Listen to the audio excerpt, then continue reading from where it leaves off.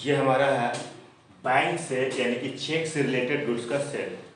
जब हम लोग गुड्स सेल करेंगे और कस्टमर से अगर हम चेक रिसीव कर रहे हैं तो अब उसका एंट्री क्या होगा, क्या चेक रिसीव किए तो फिर ये देखना होगा क्या आज ही चेक को बैंक में डिपॉजिट किए या फिर नेक्स्ट डे डिपॉजिट किए। ये तुमको ध्यान देना होगा, उसी के आधार पर एंट्री होगा। इससे चेक से रिलेटेड है, चाहे चेक हो या ड्राफ्ट हो, एंट्री सेम है। एंट्री जिसे क्वेश्चन लिए हैं, goods sold to Mohan and receive a cheque of 5000 rupees. यानी कि गुड्स सेल किए हम मोहन को और चेक रिसीव किए, तो 5000 के गुड्स सेल किए, 5000 का चेक रिसीव किए। लेकिन इस क्वेश्चन में ये नहीं लिखा है कि डिपॉजिट कब किए, तो इसका एंट्री क्या होगा बता रहे। फिर है goods sold to Mohan for 5000 rupees and the cheque was deposited into the bank. यानी कि 5000 रुपये गुड्स सेल किए हैं और चेक रिसीव किए। क्वेश्चन में ये लिखा हुआ और ये भी लिखा हुआ है कि बैंक में डिपॉजिट किए, लेकिन कब डिपॉजिट किए ये मेंशन है, सिर्फ डिपॉजिट कर दिया गया ये दिए। इसका भी आंसर देखते हैं। Goods sold to Mohan for 5000 rupees and the cheque was deposited into the bank of the same day. इस क्वेश्चन में मेंशन है कि हमने गुड्स सेल किए 5000 का और चेक रिसीव भी हुआ और आज ही बैंक में डिपॉजिट कर दिए। तो क्वेश्चन तुमको अलग अलग टाइप के मिलेगा। इसमें चेक रिसीव किए, डिपॉजिटेड नहीं बोला, इसमें चेक रिसीव किए डिपॉजिटेड लिखा है लेकिन कब जमा किए ये नहीं बोला। इसमें चेक रिसीव किए, डिपॉजिट किए, लेकिन इसमें बोला कि आज जमा किए। तो याद रखोगे इन तीनों का आंसर एक ही है और सबका मीनिंग यही है। अगर क्वेश्चन मिलेगा कि चेक रिसीव किए तो समझ जाए कि आज ही जमा कर दिए हैं, इसके हिसाब से एंट्री पास करोगे। चेक रिसीव किए हैं, बैंक में डिपॉजिट किए हैं, तो ये समझ लेना कि आज ही जमा किए हैं, बैंक में सेम डे डिपॉजिट हुआ। चेक रिसीव किया और इसमें मेंशन है कि सेम डे डिपॉजिट हुआ। तीनों का क्वेश्चन सेम डे होता है। अक्सर स्टूडेंट कंफ्यूजन होता है कि इसको एंट्री क्या मान के बनाए जिसमें डिपॉजिट का डेट मेंशन नहीं है। तो एंट्री क्या होगा, एक मॉडर्न अप्रोच एसेट बैंक, जैसे चेक आता है तो हम लोग बैंक में चेक को डिपॉजिट करते हैं अपने अकाउंट में। तो मेरा अकाउंट का होता है इंक्रीज होता है, तो बैंक अकाउंट का होता है इंक्रीज होता है। बैंक मेरा क्या एसेट्स है, इंक्रीज होगा डेबिट, और गुड्स मेरे पास से जा रहे तो स्टॉक का हो जाएगा डिक्रीज हो जाएगा। स्टॉक डिक्रीज होगा तो सेल्स का हो जाएगा क्रेडिट। तो एसेट्स डिक्रीज होता है तो क्रेडिट करते हैं, एसेट्स इंक्रीज होता है तो डेबिट करते हैं। एंट्री बनेगा bank account debit to sales account. ये तीनों का एंट्री यही पास करोगे। और अगर ट्रेडिशनल अप्रोच से देखोगे तो बैंक हमारा पर्सनल अकाउंट में आता है और बैंक हमारा रिसीवर है, क्योंकि हम चेक देंगे तो मेरे बैंक को रिसीव करेगा चेक को, बैंक को इंक्रीज करेगा तो बैंक रिसीवर हो गया, तो उसको हम डेबिट कर देंगे। और सेल्स मेरा नॉमिनल अकाउंट से इनकम है और इनकम क्रेडिट होता है इसलिए टू सेल्स अकाउंट 5000 रुपीज। तो मॉडर्न अप्रोच और ट्रेडिशनल अप्रोच दोनों मेथड से आपको यहाँ पे बतला दिया गया है बैंक का। अब रह गया कि ये सर कि डिपॉजिट का सेम डे मतलब कि डेट मेंशन ही है, तो क्या ये नहीं मान सकते कि आज मिला तो कल भी तो जमा कर सकते हैं। लेकिन यहाँ पे याद रखोगे जितनी भी सीबीएसई बोर्ड के जितनी भी राइटर्स हैं तो ये मान करके बतलाया गया है कि जब भी चेक रिसीव हो और अगर मेंशन ना हो तो सेम डे डिपॉजिट मान करके बनाना। कुछ अलग अलग राइटर होता है कि जो चेक नेक्स्ट डे मान के हिसाब से डाल देता है, लेकिन 100% तुम्हारा सही है कि आज का ही माना जाता है और यही तुम्हारा 100% सही है, याद रखोगे। एक होता है कि क्वेश्चन में खाली चेक रिसीव लिखा, डिपॉजिट नहीं लिखा तो एंट्री पास कर देता है cash account debit to sales account लिख देता है। इस तरह से लिखा हुआ मिलता है।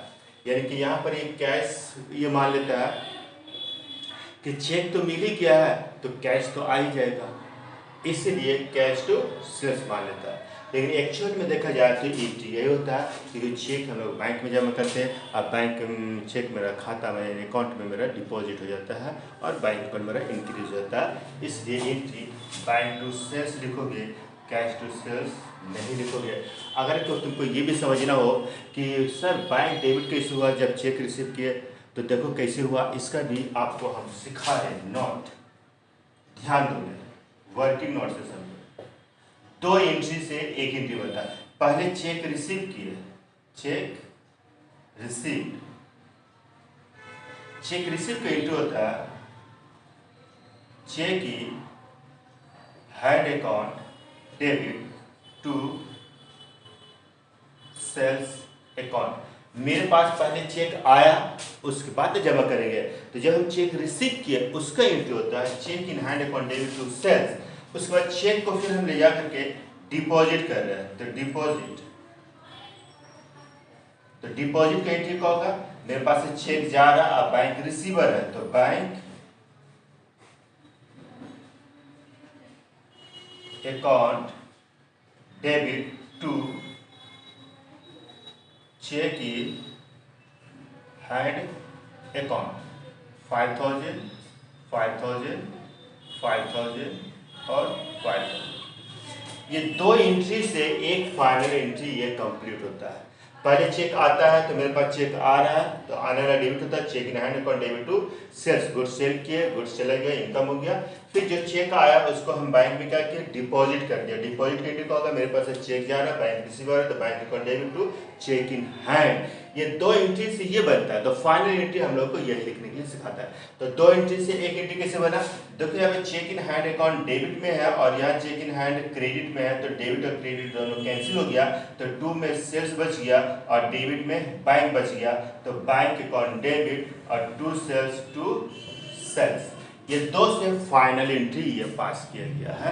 अक्सर स्टूडेंट को यही सिखाया जाता है कि जब भी सेम डिपॉजिट हो तो सीधा लिखोगे बैंक टू सेल्स, लेकिन ये दो एंट्री से बनता है, इसलिए कि इसमें टाइम वेस्ट नहीं करना है, क्योंकि ये दोनों एंट्री सेम डेट पे लिखा गया, इसलिए इसको कैंसिल करके ये एंट्री पास किया जाता है। अलग अलग डेट पर रहता तो फिर ये कैंसिल होकर ये एक एंट्री नहीं बनता।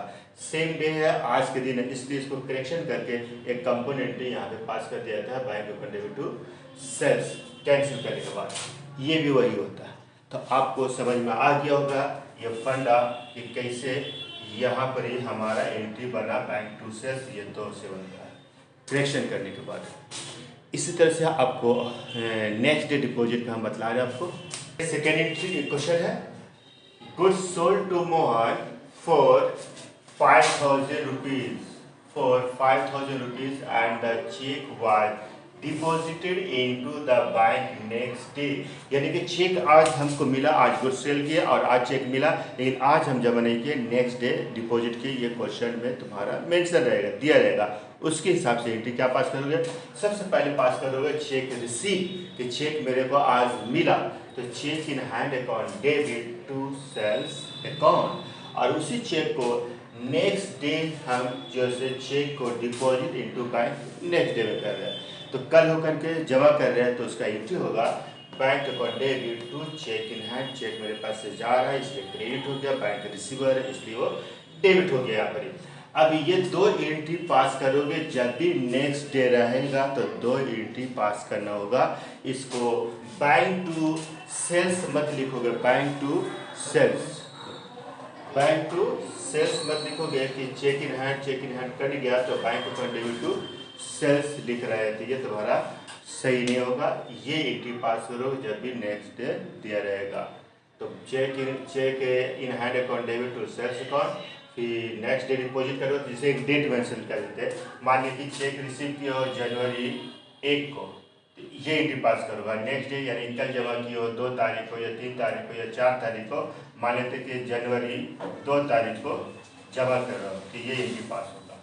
तो जब भी नेक्स्ट डे रहेगा दो एंट्री पास करोगे। कुछ राइटर में तुमको मिलेगा कि नेक्स्ट डे लिखा रहता है तो bank account debit to sales, लेकिन ज़्यादा बेटर रहेगा ये एंट्री पास करना। जब हम लोग गुड्स सेल कर रहे हैं और यूपीआई या डेबिट कार्ड या क्रेडिट कार्ड से अगर पेमेंट कर रहा है सेकेंड पार्टनर्स, तो ध्यान दो यहाँ पर, goods sold to Mohan for 5,000 paid by debit card या क्रेडिट कार्ड या यूपीआई या गूगल पे या फोन पे या नेट बैंकिंग, इन सभी के थ्रू से अगर पेमेंट कर रहा है तो मेरे बैंक में आएगा डायरेक्ट, तो मेरा बैंक क्या होगा? रिसीवर, तो मेरा बैंक अकाउंट इंक्रीज होगा, इसलिए इसका एंट्री होगा bank account debit to sales. अगर चेक से कोई अगला पेमेंट कर रहा है तो भी बताएं कि बैंक टू सेल्स होता है। अगर इन सभी कार्ड से अगर पेमेंट कर रहा है तो भी क्या होगा? Bank account debit to sales. अक्सर स्टूडेंट कन्फ्यूजन होता है, अगर एग्जाम में इस तरह से आ गया तो फिर सोचने लगता है कि इसका एंट्री क्या होगा। बहुत से लिख देता है कि डेबिट कार्ड आ रहा है तो लिख देता है debit card account debit to sales, तो नहीं, रॉन्ग हो जाएगा।